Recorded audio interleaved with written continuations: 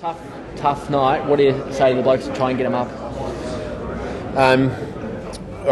We play in 6 days' time, so we try to tell them that we need to put that aside as quickly as we can. Review, the things we did poorly, and get ourselves ready for another big clash in 6 days' time. A lot of young guys in the team, it's obviously who are trying to build confidence in just playing AFL footy. When you have games like that, what does it do to them? Hopefully they learn a lot. It's a great learning experience either way when you play an AFL game, especially for guys that are only in their infancy in the game. So I'm sure they'll learn a huge amount from that sort of game, especially in those types of conditions. We need to not only balance a level of confidence in them and make sure we get up in 6 days' time, but they have to be acutely aware of what we did poorly. You said in the past that we're sort of holding the fort until you can get the senior guys back. You lose Reece again tonight, and it looks quite bad. And Jonathan Griffin couldn't play and stuff. It seems like the fort is going to have to be held for pretty much the entire year. Yeah, it has. Rog a couple of weeks ago. I'm not sure what Matt DeBoer's done, but he looks a bit sore as well. And Reece. So, the guys who are fit and ready to go, we need them to continue to hold the fort. And that's an AFL season. I think.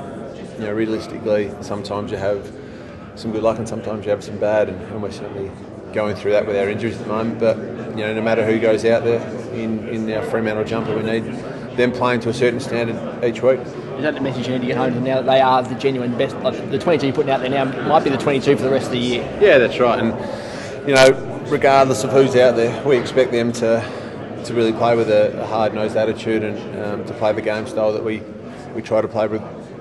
When our absolute best 22's out there, but you're right, we need to engender some confidence and ensure that we go out there and play these young guys who are playing for us. We get some confidence back in them after what happened tonight. You just couldn't get your hands on the footy early, and there's been a trend centre clearance-wise. You're winning clearances overall in games of footy, but you're losing the centre ones pretty badly. Can you put your finger on what's going on there? Look, it's something we focus on, constantly each week. We backed in some of our midfielders tonight, and early it felt as though that we actually started in the first 5 or 10 minutes okay, but in that last 15-20 minutes of the first quarter, they certainly got on top of us in the centre clearances. But I think the clearances in general we were competitive, so did something that we try to start well in that area every week. So. It's something that we need to address. You guys have been so used to having significant dominance in terms of hit-outs with Aaron. With him not being there, is it hard to adjust where you have to set up and how you're going to win the footy and all that sort of stuff? Any time you've got one or two of your key midfielders out, being Aaron and David, and we've obviously had Mickey Barlow and various other midfielders out. We've had a lot of other players who've come into the team who haven't played a huge amount of footy who are in that area. So we have had to change a couple of things, but Zach, I thought has been terrific in the way he's battled and fought the game out, and Griff has been the same. But hopefully we can get some support for Zach at some point soon, whether it's John or Aaron, I'm not sure. Forwards just had no supply at all. That would have been getting cold down there for a fair amount of the game. It seemed to be through the shackles open a bit at three-quarter time. Blokes seemed to want to take the game on a bit more. Was that an instruction? Yeah, it was. We really struggled to move the ball inside forward 50, and it's been a bit that way at times in games where we haven't been able to really grab a hold of momentum, and it's disappointing again for us to have a really low inside 50 count, especially to three-quarter time. Harv's obviously made some moves at three-quarter time to sort of just throw the game open and take it on. If we're going to go down, we might as well go down fighting. And the guys did that. They at least showed some fight and some spirit in that last quarter, and you're right, we did take the game on a bit more. Just the second quarter when it just started belting down, it looked like pretty much impossible conditions to move the footy. What were you trying to do once it starts belting down like that? When it's conditions like that, you're literally just sort of trying to kick the ball as far and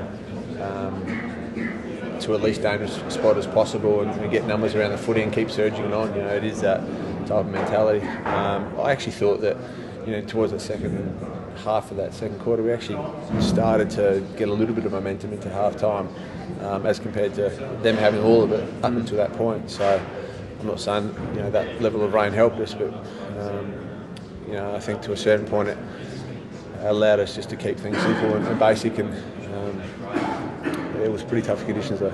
Physically, since the bye, you've had Sydney up there in the wetness, which is just physical all the time. A derby, physical. This, and next week you get St Kilda off a 6-day break, and today was a 6-day break as well. How's the body holding up? Yeah, look, it's important that we rest up as best we can. 2 6-day breaks in a row after 2 really big tough games. It's going to be a battle for our fitness staff and all of our support staff to get the guys up. The guys are a bit sore and sorry for themselves tonight, but that's the message we've got to sell. Butter up in 6 days' time, and another great opportunity to go and represent Fremantle. And the guys who didn't get a hell lot of the footy tonight obviously aren't going to get a lot of chances to train too much this week. I imagine with the second 6-day break it'll be pretty light. Do they need to get as much of the footy as they can? Yeah. Look, I mean, it is such an individual week when it is a 6-day week. Guys are either really sore, some guys pull up well. So the guys that pulled up well, I'm sure they'll get out there and touch up some of the skill stuff. But those that are sore, it's and there's been a fair bit said this year regarding how a lot of teams are taking a bit longer to pull up, and when they are 2 6-day breaks, and we obviously travel this week, it's going to be hard to get as much touch into the players as possible. But we need to do that. Cool, thanks for that. Appreciate it. Good stuff.